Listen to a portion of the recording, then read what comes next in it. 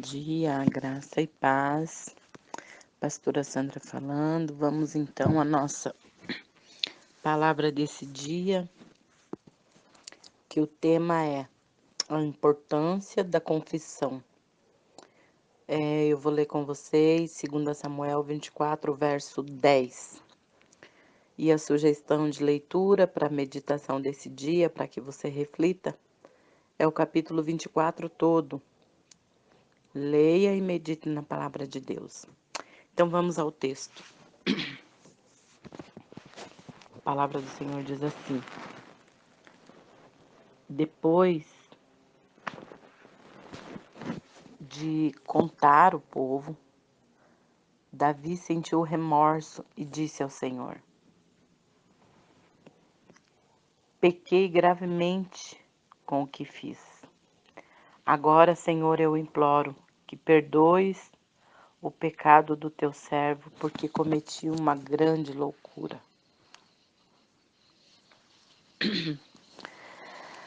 Ninguém precisou dizer nada.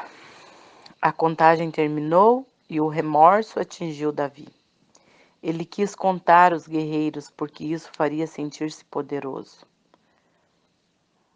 Quando a arrogância e a ilusão foram reveladas, Davi confessou seu pecado ao Senhor. Quando temos certeza de que fizemos algo errado, sentimos-nos envergonhadas. Devemos, porém, ter cuidado para que Satanás não nos faça sentir tão condenadas que fiquemos envergonhados demais diante do Senhor. O inimigo quer que lutemos com a culpa até não conseguirmos mais orar. O Senhor, entretanto, nos deu um meio de livrar-nos desse tipo de condenação. Qual é? A confissão. Confessar é mais que apenas pedir desculpas. Há indivíduos que são ótimos em apresentar desculpas. De fato, algumas vezes dizem: sinto muito, sem na verdade admitir qualquer falta. Esses são os pedidores de desculpas profissionais. Já a verdadeira confissão significa reconhecer que erramos e admitir o pecado. A confissão e o arrependimento não anulam as consequências. Davi foi ao lugar certo e fez o que era certo, mas ainda teve de pagar o preço. Algumas vezes o pecado traz consequências com as quais devemos lidar, com a ajuda do Senhor. Quando se sentir culpado e precisar confessar um erro, não hesite. Peça também a Deus que lhe mostre qualquer pecado que precise ser confessado. Você ficará surpreso com a rápida resposta do Senhor a essa oração. Nós entendemos aqui que Davi, mais uma vez, né, a gente ainda falando de Davi, ele faz algo que ele sabe que não era para ele fazer. E ele faz. E mais uma vez a carne, né, o eu no comando. Ele sabia que não era para fazer e fez.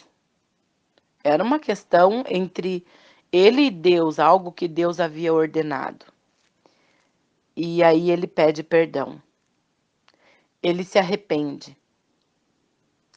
E aí vem, Deus envia o profeta e ainda fala para ele que ele tinha 3 escolhas, que ele poderia escolher o castigo. E então teve uma consequência, né? E eu vejo assim o relacionamento, como que Deus agia, né? Tão claro, né? Até os dias de hoje a gente tem visto isso, né? Na verdade, assim, eu sempre oro, e você deve orar também, que quando você estiver diante de uma situação, né? Porque a intenção, muitas das vezes, não é permanecer no erro. O problema da pessoa, como a gente leu aqui, aqueles que pedem desculpas, eu sempre digo assim, ó, a desculpa é como se Deus tivesse criado, né, nos ensinado sobre o perdão, e o diabo veio e criou a desculpa. Porque se você vê bem, quando começou lá no Jardim do Éden, quando Adão pecou, e Deus vem e chama Adão, ao invés de ele reconhecer o seu pecado, porque quando nós estamos diante da pessoa para resolver aquele problema, não é uma desculpa que vai safar você. E aqueles que são profissionais, como nós lemos aqui no texto, em pedir desculpa, você pode olhar para a vida dessa pessoa. Ela tem uma vida enrolada, não é uma vida resolvida. Essa pessoa ela não é feliz de verdade. Ela não firma em relacionamento nenhum. Ela tem dificuldade até em relação a emprego, porque é uma pessoa que acredita que as suas desculpas vão trazer felicidade. E tá cego, não tá percebendo que as desculpas. E na verdade, se você for procurar no dicionário, é tão interessante que o dicionário ele vai falar alguma coisa sobre arrependimento e blá blá blá, mas aí conclui assim: é você tirar a culpa, desculpa. É como se você pisasse no pé do outro e falasse assim: doeu. Ah, desculpa. A culpa é sua, você estava com o pé no caminho. Tipo, eu pisei porque você estava com o pé no caminho. Eu tô tirando a minha culpa. O perdão é diferente. Quando você pede perdão, é difícil uma pessoa que peça perdão para outra que ela já não refletiu sobre aquilo que ela fez e reconheceu realmente que errou e ela vai estar pedindo uma segunda chance. Então, quando você pede perdão, você está pedindo ao outro, reconhecendo que errou e pedindo uma segunda chance. Então, o confessar aqui é o pedido de perdão, é reconhecendo o erro e se arrependendo, né? Isso nos faz pensar nessa nossa vida, porque aqui é entre ele e Deus, mas nós estamos todos os dias sendo confrontados com situações aonde nós estamos sendo colocados a provas a todo instante, né? Deus odeia a desculpa. Quando Adão, ao invés de reconhecer o que ele fez, Senhor, me perdoe, eu fui fraco, caí, mas eu reconheço que eu errei porque o Senhor tinha passado para mim. O Senhor tinha falado para mim, não coma, e eu comi. Não, sabe o que ele fez? Foi essa mulher aí que o Senhor me deu. Olha lá onde que começou a desculpa. Com o pecado, né? A desculpa já veio depois de eles terem aberto os olhos e visto que estavam nus, depois que eles desobedeceram a ordem de Deus. E aí Eva também podia ter reconhecido: perdão, Deus, me perdoe, eu realmente errei. Não, foi a serpente que me enganou. Não foi jogando a culpa no outro, a serpente não tinha em quem pôr culpa, né? Até porque o diabo é descarado mesmo, né? Fica orgulhoso do mal que consegue fazer. Por isso foi amaldiçoado por Deus naquele dia. Porém, Deus odeia desculpa. Davi era alguém que era um homem sujeito a falhas, como a própria palavra de Deus diz, né? Está mostrando aqui como que nós somos falhos. Então, um grande homem de Deus, uma grande mulher de Deus, ele não é reconhecido como grande mulher ou homem de Deus por nunca pecar, por nunca ter errado. E a gente vê assim que as pessoas elas estão procurando mostrar uma coisa que elas não são. Às vezes a pessoa até cria, né? Uma expectativa em cima de um personagem, de alguém, que ele acredita que essa pessoa não tem erro, que essa pessoa não. Aí quando ele descobre uma fraqueza, um pecado, ele se escandaliza e às vezes se afasta de Deus.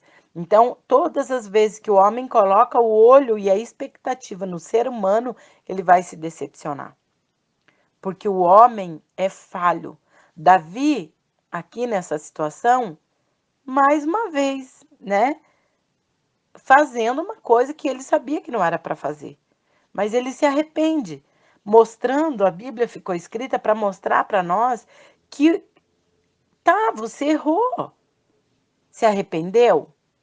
Porque o arrependimento, ele traz a consciência. Quando você se arrepende e confessa, tem até um texto, né, em Provérbios, se eu não me engano, não vou me lembrar agora o endereço certo, que diz: aquele que confessa e deixa, alcança misericórdia. Tem que confessar o pecado e sair dali decidido a não cometer mais. É isso que traz a graça de Deus sobre você. Algumas situações, algumas decisões, elas vão ter consequências imediatas. É a lei da semeadura. Você planta, você colhe. É por isso que é muito mais consciente. É muito mais assim, ó. Eu não vou agradar minha carne. Ou então tem gente que faz assim, ah, mas se eu não fizer, o fulano vai pensar. O que que vão pensar? Gente, você tem que pensar em você. Porque a sua decisão, a sua escolha pelo errado vai te trazer uma consequência e outra. Na maioria das vezes, a consequência do pecado, ainda quando vem só sobre a pessoa, tudo bem.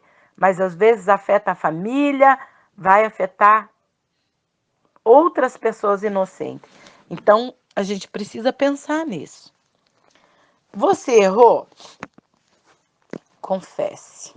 Confesse e abandone essa situação. A importância da confissão, que o Espírito Santo venha ministrar o teu coração. Existem situações até que a gente precisa verbalizar, às vezes tem pessoas que têm necessidade de conversar com alguém. Deus pode colocar uma pessoa de Deus no teu caminho, porque a gente sabe também que não é para todo mundo que a gente pode abrir o coração. Mas Deus sempre coloca, ou tem um líder abençoado, ou às vezes você tem um pastor abençoado, alguém que não vai te expor e que vai orar. Às vezes a cruz, essa situação está tão pesada que você precisa dividir com alguém. E a palavra também fala sobre isso. Confessar, né? A gente confessa com o nosso irmão e ora junto para sermos curados. E isso é bíblico, né? Então Deus pode preparar, você pode orar para Deus colocar alguém no teu caminho. E que você confesse, que você seja livre, que você seja restaurado, que o Senhor te dê graça e sabedoria. Vamos orar? Senhor meu Deus, nós queremos, Senhor, nesse dia, colocar diante do Senhor todas essas situações, Pai. Que o Senhor venha mostrar todos os pecados. Aqueles até que nós nunca confessamos, Senhor, que o Senhor venha nos trazer a memória, que o Senhor venha fazer nos lembrar, Senhor, que não venhamos estar presos a situações que nós mesmos procuramos e que às vezes por falta de sabedoria não estamos orando por isso, não estamos buscando. E Satanás, ele não está preocupado, porque se é algo que está ali, que está me amarrando, ele está tranquilo porque ele quer que nós tenhamos uma vida amarrada, uma vida difícil. O Senhor veio para nos dar vida e vida em abundância. O diabo veio para querer roubar tudo isso de nós. Então, dá-nos graça, ajuda-nos, Senhor. Não queremos colocar a culpa em ninguém, dando desculpas. E assim também não queremos permitir que, por não confessar o nosso pecado, que o diabo fique usando isso contra as nossas vidas. Sabemos que Satanás fica escravizando, condenando a pessoa. Tá vendo? Olha o que você fez, você é um mau caráter, você merece morrer. Quantas pessoas que têm cometido suicídio porque fizeram coisas que não consegue colocar para fora, não tem com quem conversar, a pessoa guarda para si, Satanás vai usando aquilo contra a própria vida, vai acusando a pessoa, vai trazendo peso sobre a vida da pessoa. Em nome de Jesus, vem nesse dia, Senhor, restaurar, Senhor Jesus, essa aliança, Pai. Em nome de Jesus, que nada venha interferir no nosso relacionamento, Senhor. Pai, em nome de Jesus, que todo bloqueio, todo amarramento, toda culpa, todo sentimento de culpa, toda acusação maligna agora, nós repreendemos em nome de Jesus. Que o Senhor possa levar esse meu amado, essa minha amada, a confessar, a se arrepender, deixar o pecado e não voltar mais nesse lugar. Senhor, traz força, tira essa pessoa desse quarto escuro onde ela está aprisionada, nessa acusação, esse demônio que tem todos os dias acusado, Senhor, essa pessoa, querendo fazer ela acreditar que não tem mais jeito para ela, que ela já está condenada, que ninguém vai perdoá-la. É mentira. O Senhor está hoje, Pai, abrindo a porta dessa prisão, desse quarto escuro, para que essa pessoa saia e entenda que Jesus morreu na cruz pelos nossos pecados.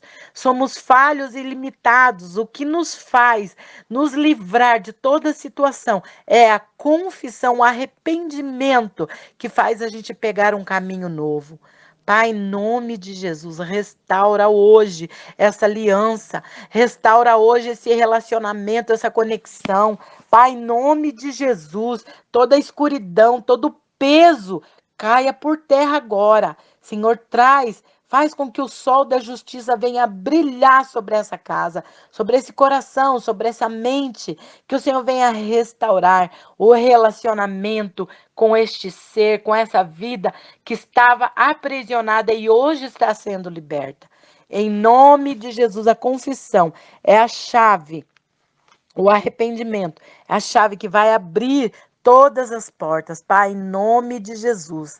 Enquanto a vida há esperança. É por isso que Satanás tem procurado levar, Senhor, pessoas ao suicídio. Nós queremos repreender nesse dia todo o espírito suicida, todo o espírito de engano na mente, todo o espírito da cegueira, da surdez espiritual, espírito escravizador. Nós queremos te dar uma ordem nesse dia.